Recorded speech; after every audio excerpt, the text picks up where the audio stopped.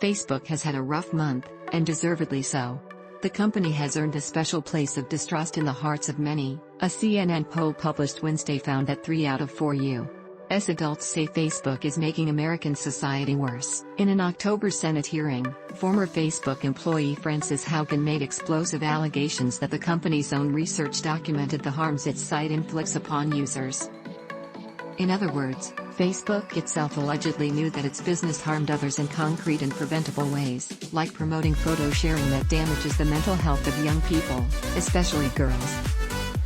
How has Facebook gotten away with it? Part of the answer lies with Section 230 of the Communications Decency Act, the controversial federal law that essentially gives websites broad protection against liability for content posted by others.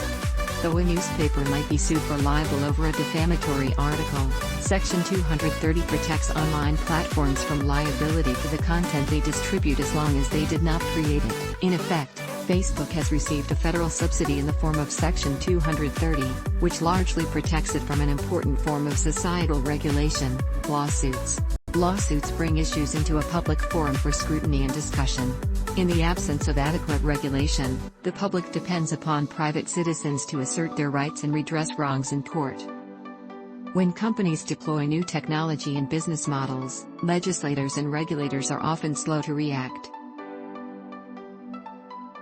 As a result, the legality of these new practices is often litigated, meaning they get debated by attorneys, reported by the news media and discussed by the public. Social media companies have escaped these lawsuits mostly unscathed.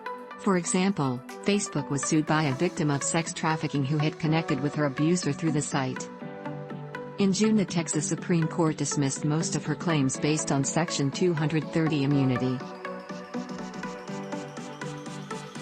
In a different case, family members of victims killed by terrorist attacks sued Twitter, Facebook, and Google, alleging that these companies provided material support to terrorist organizations. The Ninth Circuit ruled, also in June, that most of the claims were barred by Section 230. But there are grounds for civil liability lawsuits against Facebook outside the scope of Section 230.